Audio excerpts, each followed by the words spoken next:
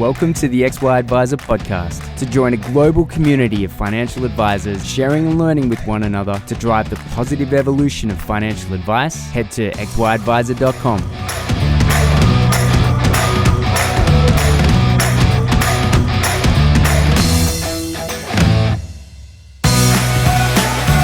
G'day, Clayton here from XY Advisor, chatting to Jordan from the Perth Mint. Mate, thank you for coming on. Pleasure. Thanks for having me, Clayton. Of course. So what I was just about to tell you before we hit record, but I wanted to make sure I mention this after we hit record, is I've mentioned to you briefly in the past that I used to be a bit of a gold bug, and that I used to put all my clients at varying degrees of their portfolio. I used to allocate to gold, and I dipped into my my superannuation for the first time in a while. I went to check it out. I hadn't checked it out in a while.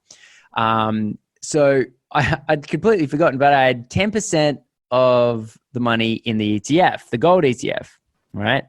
And then funnily enough, I had a lot of it unhedged, and I actually hadn't really lost any money just because the way that I invest is contrarian by nature anyway.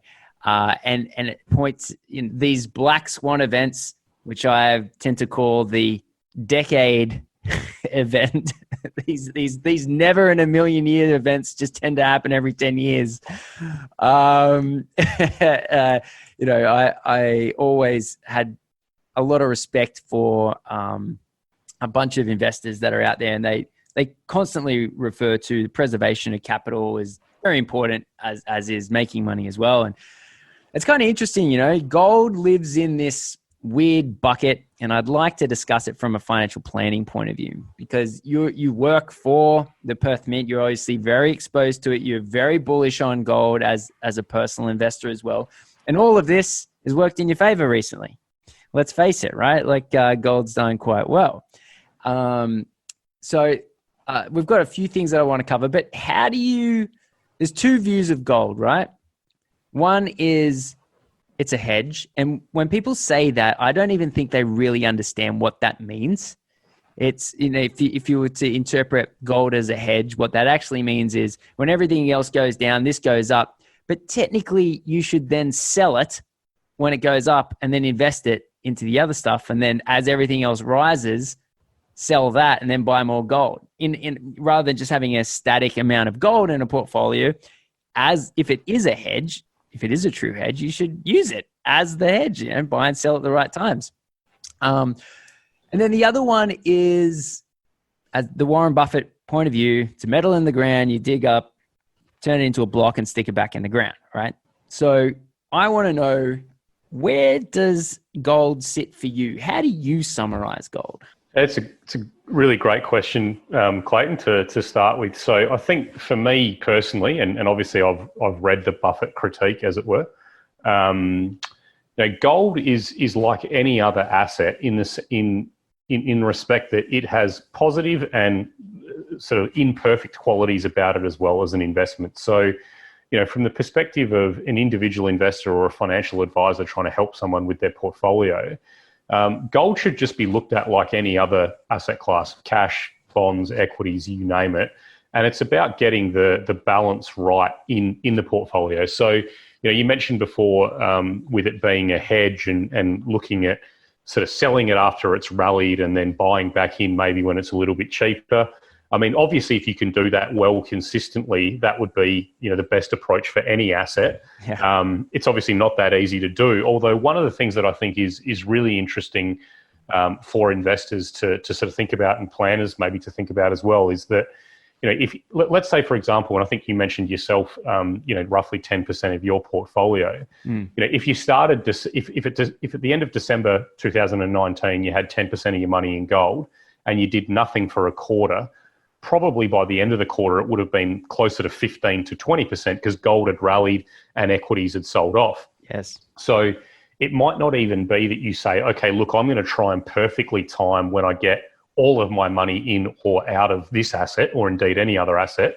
But if you sort of work towards like rebalancing your portfolio, so you go, oh, maybe, my gold exposure or my equities exposure has gone beyond where it would normally be. that's actually a good thing because it's a reflection of the fact that gold rallied and did its job, protecting my portfolio, and now I'll rebalance. And I know for example a couple of funds in Australia that do that. So they have these kind of strategic gold allocations within their portfolio, but once it kind of moves beyond a certain band, they actually sell. They don't, even if they think, oh, look, I'm bullish on gold for the next 3 months or 6 months or whatever, their perspective is, well, it's gone from being X% of my portfolio to, X plus 5%. That's now too much. There's too much risk in from a portfolio perspective, so I'm going to rebalance. So I think that's something to keep in mind. If we can talk through the Buffett one, and it's one that I've been asked about obviously a lot over the last 15 years. Yes. And if I could maybe, I suppose, provide my retort to it, if that's useful. Yeah. And maybe even something for advisors to think about with their conversations with their clients. So Buffett is technically correct in that, gold is this inert, physical metal. It's not productive in the sense that it produces, a good or service like a company does. So let's acknowledge that, right? Let's say, okay, well, look, Warren's obviously the best investor there's ever been, and his point is accurate. But then let's explore it a little bit deeper. So what Warren says in 2020, and indeed he's been saying it for years and years and years, what he says in 2020 about gold was just as accurate to say in 1971, right? Because gold hasn't changed in the last 50 years. Gold hasn't changed in the last 5,000 years. Mm-hmm. Right. So the thing that I would say an investor should think about, or a financial planner should think about, is they should then say, well, okay, it may be true that gold kind of doesn't do anything, as it were. But what is also true is that the price of gold from 1971 to today has risen by roughly 9% per annum in Aussie dollar, US dollar terms. It'll depend a little bit which currency we're talking about, but let's call it, around 9% per annum, right? The market value of all the gold that exists in the world today is over $10 trillion. So that's 5 times the size of the ASX and roughly 20 times the size of the Australian bond market, right? Huh. If gold was a sovereign bond market, it would be the 3rd biggest bond market in the world, right? It'd be just behind the Japanese market and US Treasury market. Turnover in the gold market is around $150 billion a day. Right, so that's again more than 20 times the volume of trading we see in the ASX, for example. And if we look back at the last 50 years, and this plays into the comment you made earlier about gold being a hedge, if you look at every month or quarter or calendar year where equities sell off, history will tell you that there has been no better asset to own than gold as a hedge in those environments. It's on average gone up by more than just keeping cash in the bank, and on average gone up even more than holding bonds or fixed income securities. So what I'd say then is, let's put all these thoughts together. You say, okay, well, if this asset is useless, right, which is essentially the way that people interpret Buffett's statement. He doesn't actually say that, but that's what people effectively take from it. If the asset is useless, why have human beings decided, right, that they are going to bid up the price of it such that it's risen by, as I say, roughly 8% per annum for 50 years? Why have human beings assigned a market capitalization to this asset of over $10 trillion? Why do they trade over $100 billion of it a day? And why, in periods where equities are weak, do they gravitate to this asset class more than they do to anything else, right? So the only answer is that whether you agree with it personally or not, humanity has decided that it values gold. You're right, yes. Right? Yes. Like that is unquestionable. And if you think that, okay, this asset also has a track record that dates back, 5 to 6 millennia, I think the onus should really be more on people to disprove why gold is valuable rather than prove that it is, because the history speaks for itself. It is such a simple yet compelling argument that the only reason that gold has value is simply because we've decided it has over thousands of years. I mean, obviously, there's a couple of additional qualities to it. It's impossible to create, things like that, which restrict supply. And so there are a couple of, and it's not a highly common metal, and there are a couple of other things. But if you think about how strange humanity is in making decisions we all agree on anyway, think about Coca-Cola.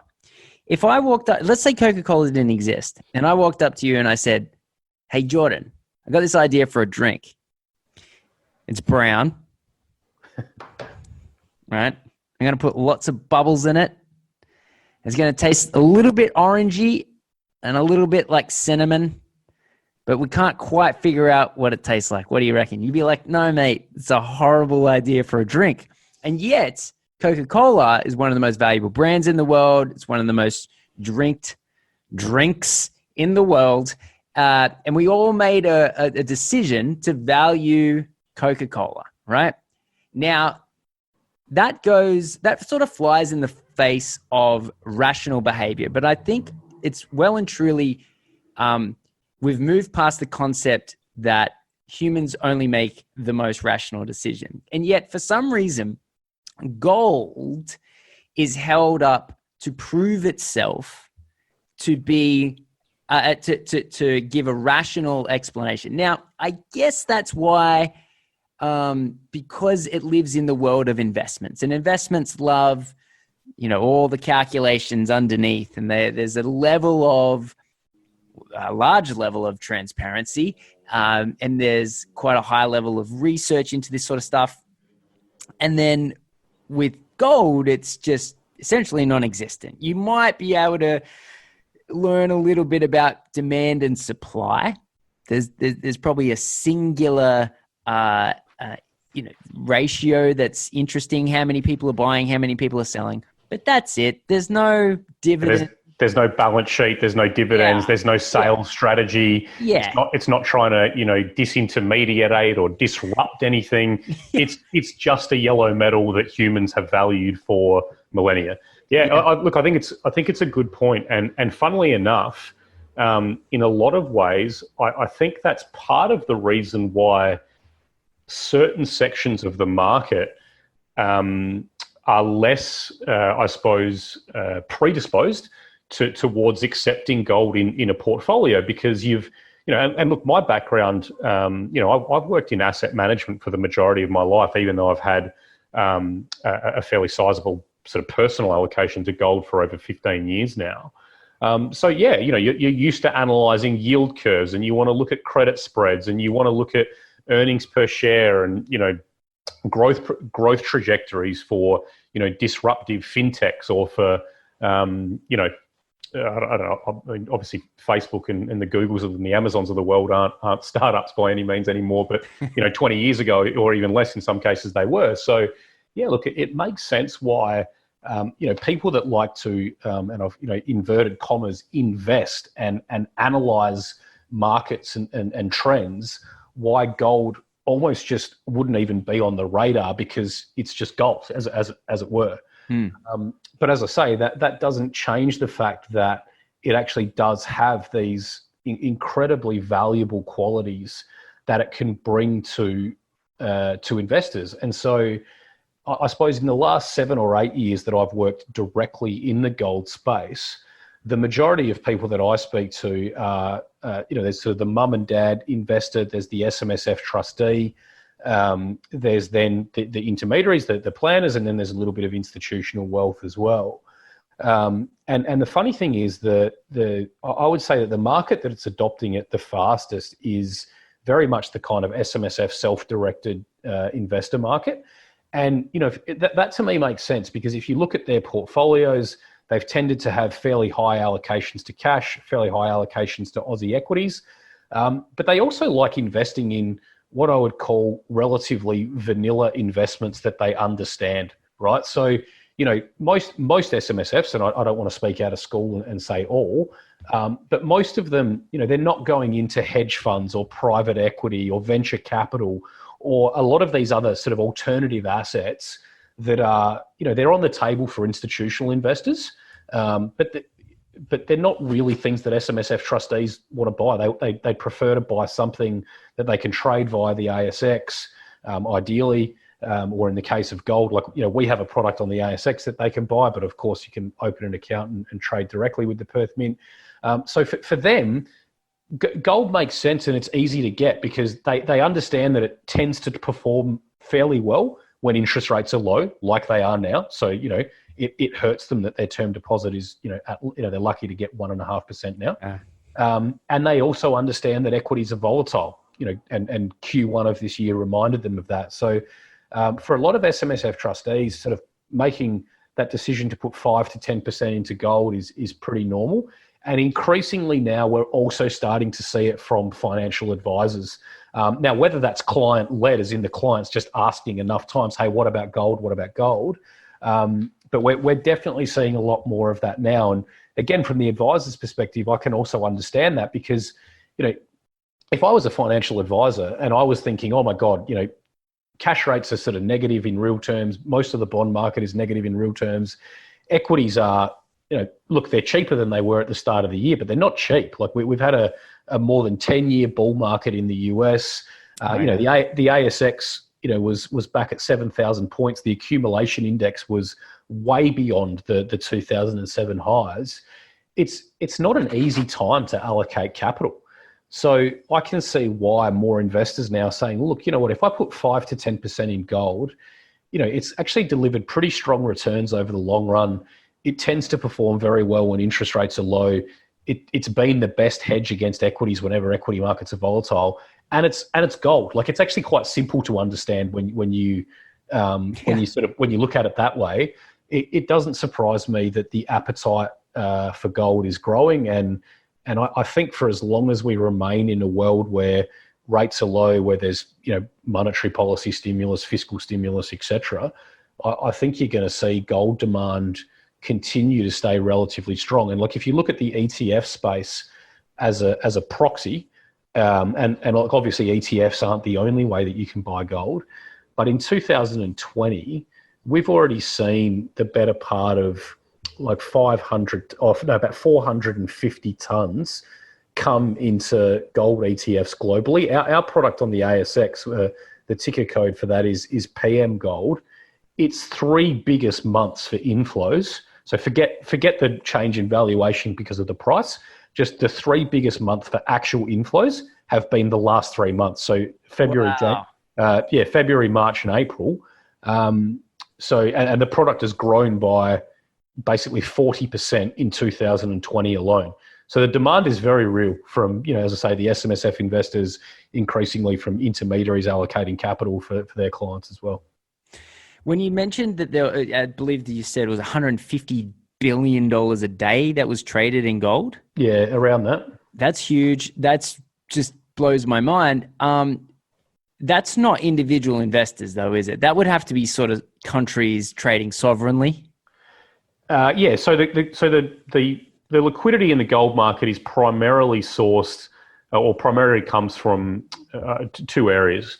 So you've got the futures market, so people trading futures contracts, which are typically set at 100 ounces of gold. So each contract has in Australian dollars, a nominal value of about $250,000 at today's price. In US dollars, call it 165 grand. So roughly half the liquidity in the gold market is just futures market trading. And that futures market trading effectively comes from 2 primary sources. You've got actual commercial participants in the gold industry that use the futures market to hedge price risk. Mm-hmm. And then you also have speculators who are just wanting to basically profit from potential moves up and down in the gold market.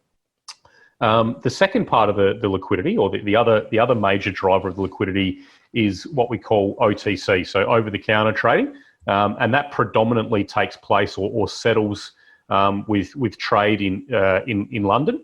And so that trading is dominated by some of the world's largest banks. It includes central banks that are trading as well. So central banks today own over 30,000 tons of gold, so roughly 20%. It's closer to 35,000 tons. So, being a bit more accurate, it's probably closer to 18% of all the gold that's ever been mined is still owned by central banks today.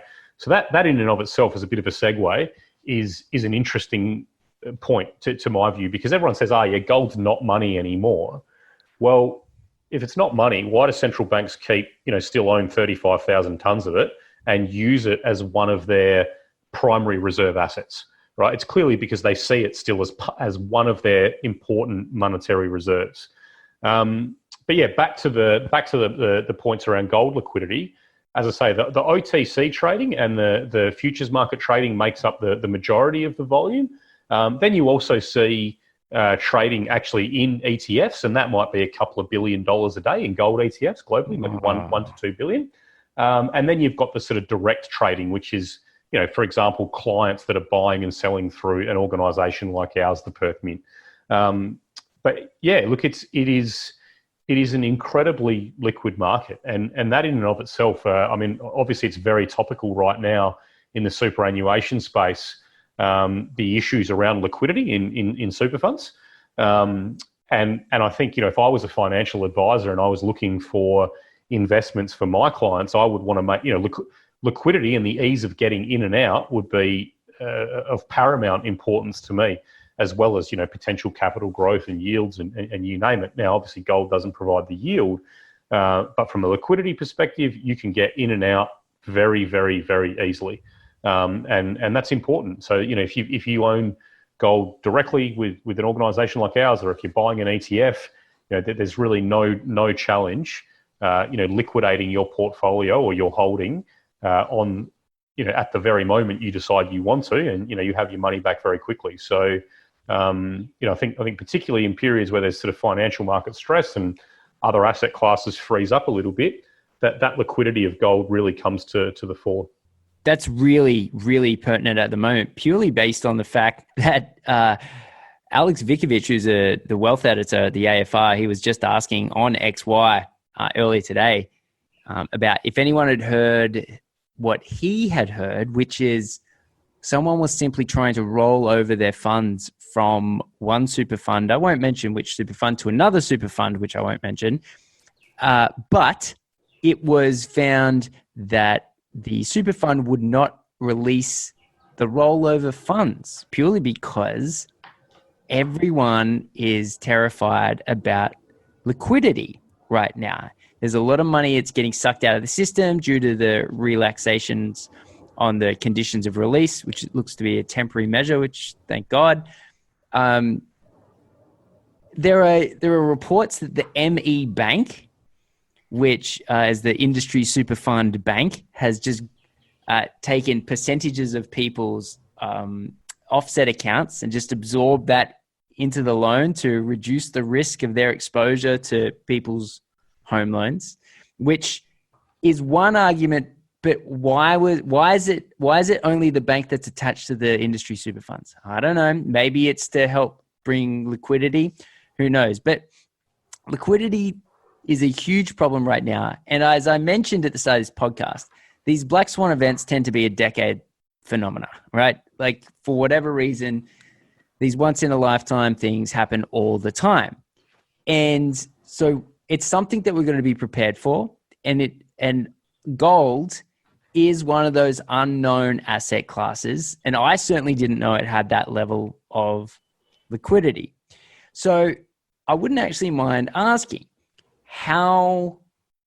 what is the Perth Mint's fund under management, if that's the right term? How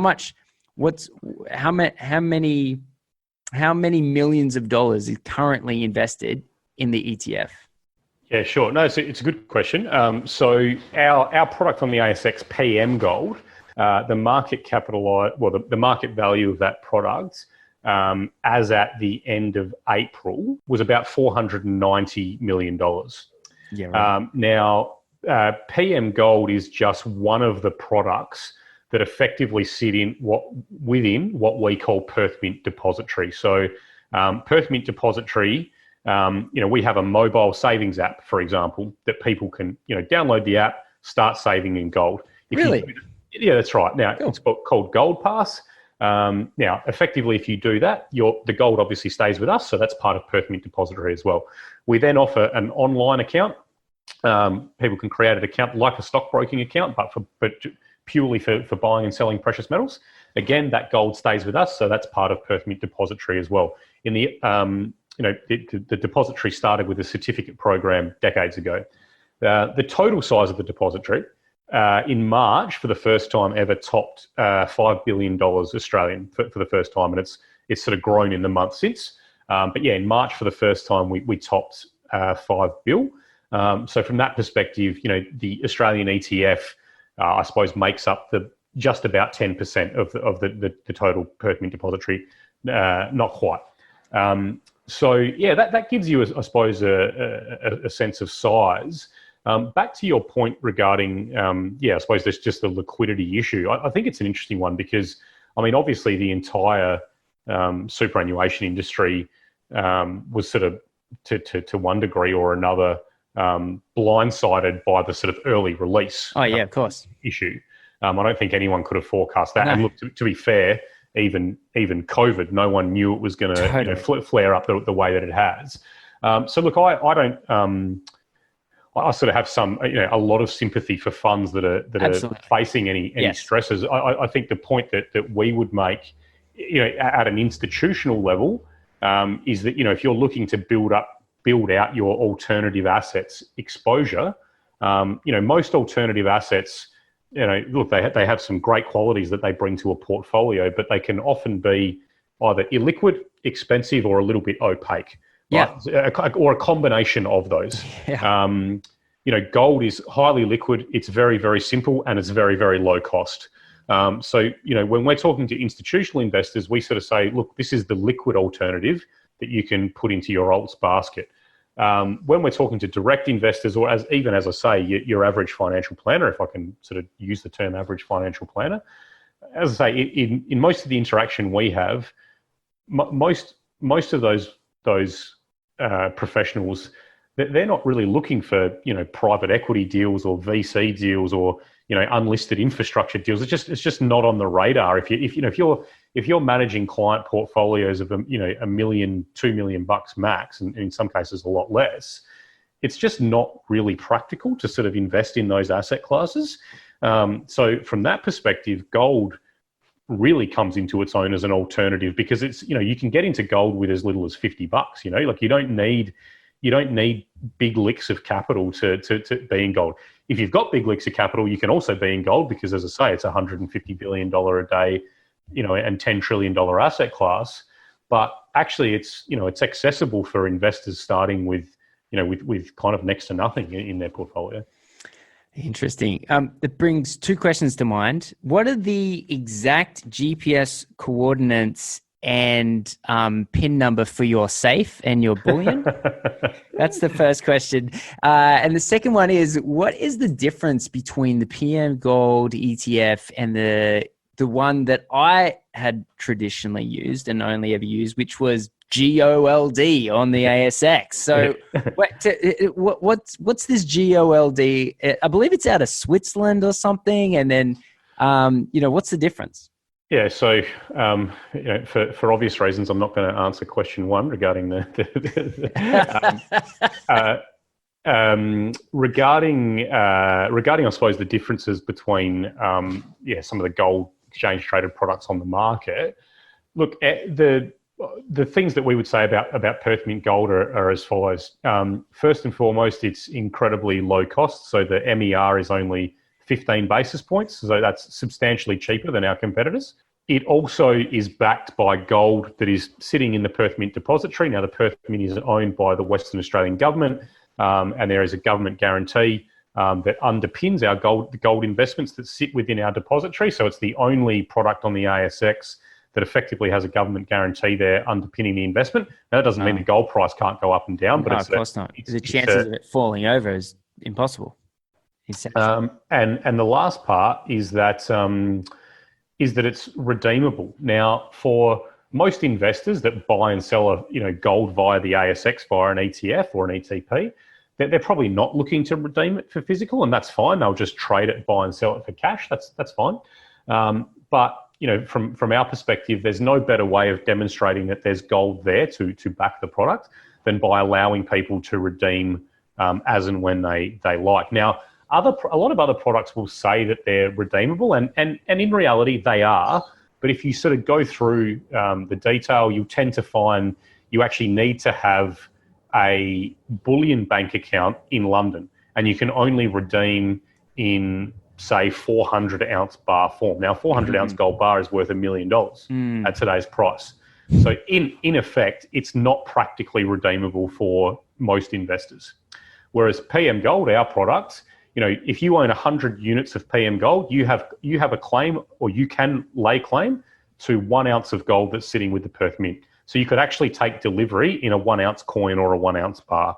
And over the last, we probably average one client every month or so will actually say, yep, look, I want to take my gold bars out of, or I want to convert my product to physical metal. And, there's an administration process involved, but we do it on a regular basis. So, and I suppose if I can sort of play the Australia card a little bit as well, Australia is the second largest gold miner in the world. The Perth Mint, as a refiner, refines over 90% of that gold, and we refine effectively 10% of the globe's annual gold production. Wow. Right? So the thing I like to say to investors here, it's like, well, if you're going to buy gold, right, why would you not invest in Australian gold that is domiciled here? Why use it? It's you don't need to go offshore to get access to this product, if that makes sense. Yeah. So yeah, look, for a lot of those reasons, we're finding that the popularity, I suppose, of the Mint's products in all its forms, not just through PM Gold, the listed products, is growing very substantially, and it's across the entire suite of investors. So I mentioned before SMSFs, but even up to institutional wealth, sovereign wealth funds, you name it. The appetite for gold investment is only growing right now. Interesting. Yeah. Look, if I'd known what I know now, because it's been around, this ETF's been around for a little while as well, right? Yeah, PM Gold was actually launched back in around 2003. So it's been wow. Yeah, it's been up and running for quite some time. And the good thing from that is that from an investor's perspective, you can sort of go back and check how close, the fact that it actually has tracked the Australian dollar gold price over that time. Yeah. If I think about the counterparty risk is so low for Perth Mint, I mean, having a government backing, I'd love to see the legislation on that. I'd love to see how airtight that backing is, because, I mean, they're very attractive. Think about, there's a product that Macquarie produced. It's called what is it called? It's Active Index or something like that. Anyway, it's used by a lot of large, I'll be very opaque in my words, very large financial institutions to get broad-based exposure to the ASX at an extremely low price point. That price point being 0.00 MER.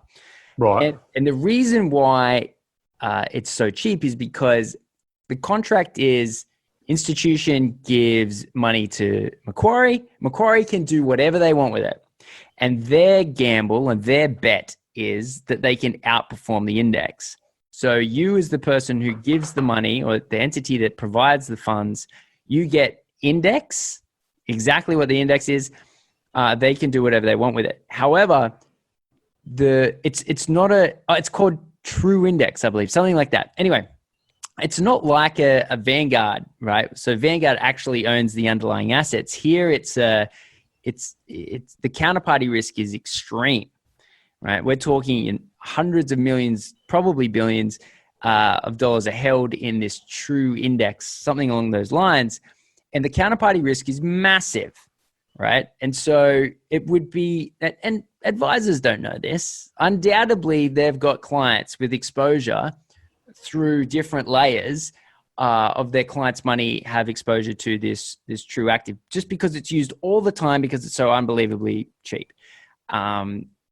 What's interesting is I've never even heard of an investment other than banks guaranteeing $100,000 at the time of the GFC per bank.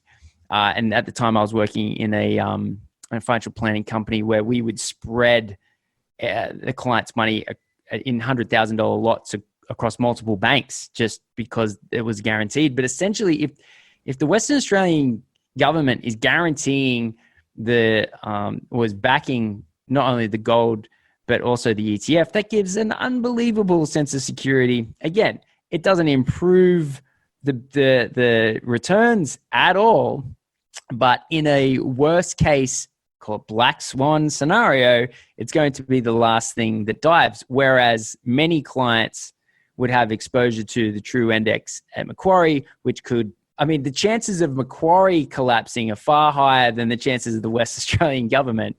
It almost happened during the GFC, and we saw banks far bigger than Macquarie collapse during that time. So it's interesting to know that the security of that investment is so high, and it's tradable on the ASX, and it's lower cost than what the GOLD, the one that I used to use. So yeah, it's all around. It seems like a really good investment. What is the outlook for gold, right? So as I know, as you know better than me, gold typically shoots up in value and then kind of goes flatline or maybe a little bit back or whatever, just because it's not sexy enough. There's not enough, money going into it when there's not times of crisis. Times of crisis, everyone loves gold. And when it's not times of crisis, everyone gets bored with the gold. So what do you see happening? What's your no one can read the future, but one of the cool things about gold is the technical analysis, I believe at least, of gold is probably a bit more accurate than other companies, because for many reasons that we spoke about earlier, it's a lot simpler of an investment, right? There's no counterparties. It's just gold. And so the technical analysis, there's less variables to deal with. So you're probably going to end up with somewhat of a more accurate prediction. What do you see as the outlook over the next 6 to 12 months? I think the first point I'd say is that gold has had an incredible run. In the 18 months to the end of March, gold basically put together 6 straight quarters of positive returns. This is in US dollar terms, and was up about 40% over that period. In Australian dollar terms, it was actually up around 60% as a result of the currency weakening a little bit as well. So to me, it's no great surprise that realistically over the last sort of 6 to 7 weeks, we've more been in a period of consolidation. And that could continue for a little bit longer. No asset's just going to go up in a straight line. Except Bitcoin. Well, I'm kidding. Well, Bitcoin goes up and down in straight lines. So yeah, exactly. So there's.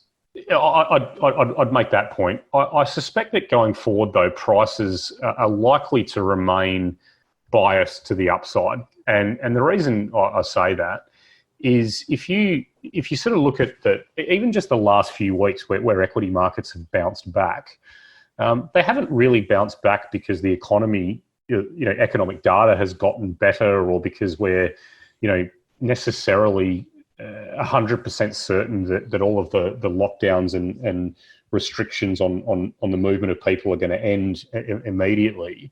It's predominantly been driven as a reaction to the sort of the monetary policy and fiscal stimulus that we're seeing, deployed across the entire sort of Western world. Now, undoubtedly, those things are, have proved to be over the last few weeks, bullish or, at the very least supportive of risk assets like equities. But you suspect they're also going to continue to be bullish for gold as well. So, if you look at there's a piece of analysis I've done, which looked at, again, all the market data from 1971, when we effectively left the gold standard, through to the end of 2019. And if you look in years where real interest rates, so factoring in inflation, were 2% or lower, in Australian dollars, the average return on gold in the calendar years where real rates were 2% or less was about 20%. Right, that was the average calendar year gain. So if you look at gold this year in Aussie dollars, it's up already around 20%. Last year it was up around 20%. Now a lot of people looked at gold last year and went, "Wow, it's gone above 2,000 Australian dollars. It's been an amazing year." It was a good year, but it was a year. It was in percentage terms, the gain was kind of in line with historical averages. Now, again, there's no guarantee that gold can't fall in an environment of negative or low interest rates. It can. But, whilst we've still got all this economic uncertainty to deal with, whilst there's concerns about debt monetisation, rising fiscal deficits, political fragmentation, you name it, I think gold's role as a safe haven is going to only grow in popularity. And I think that the second point, which reinforces that, is where bond yields are now around the world. So the traditional approach, and you've obviously spent as much time in financial services as I have, and people listening to this podcast will be well aware of it for their clients. The traditional approach to defensive asset allocations, as it were, was cash and bonds, right? That makes sense. That's what you own to minimize equity market risk in your portfolio. And over the last 50 years, or for the majority of the last 50 years, that's worked pretty well. Maybe not so much in the 70s, but from the 80s onwards, it's worked terrifically well. But if you look at the market today, a 10-year bond in the US or a 10-year bond in Australia, the real returns on these things are negative, and that's with inflation kind of closer to all-time lows rather than it having it take off already. So from that perspective, you sort of think, well, even if investors say, look, I just need to broaden out my defensive asset class exposure. So rather than it being, say, 30% cash bonds, maybe it's 25% cash bonds and 5% gold, right? That it might be something as simple as that. And I'm not saying that everyone should have 5% in gold or 10%, or it's not for me to give that number. But I think that's how people are starting to change their approach to asset allocation, portfolio management.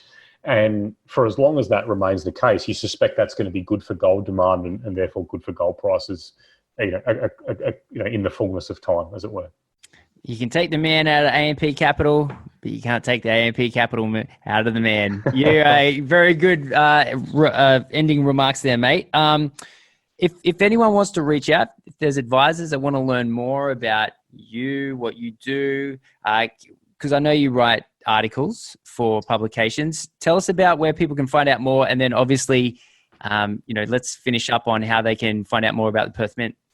Yeah, sure. So if they want to find me personally, I'm obviously always happy to speak to any investors and advisors. So easiest way is just via email as a starting point. So my email is Jordan, JORDAN .Eliseo, ELISEO, at perthmint.com. So jordan.eliseo at perthmint.com.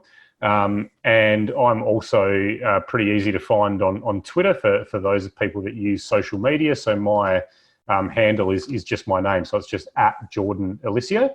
And then for people that want to find out more about the Perth Mint advisors in particular, so perthmint.com is obviously our corporate website. And then within the website, there's a section that is entirely dedicated towards our depository products. So people that want to buy directly or use PM Gold, our listed products. And the email address for that, and I don't know if you can share this via other than just me saying it, but it's basically perthmint.com/storage. And then that basically directs you straight to the section which deals with our depository products.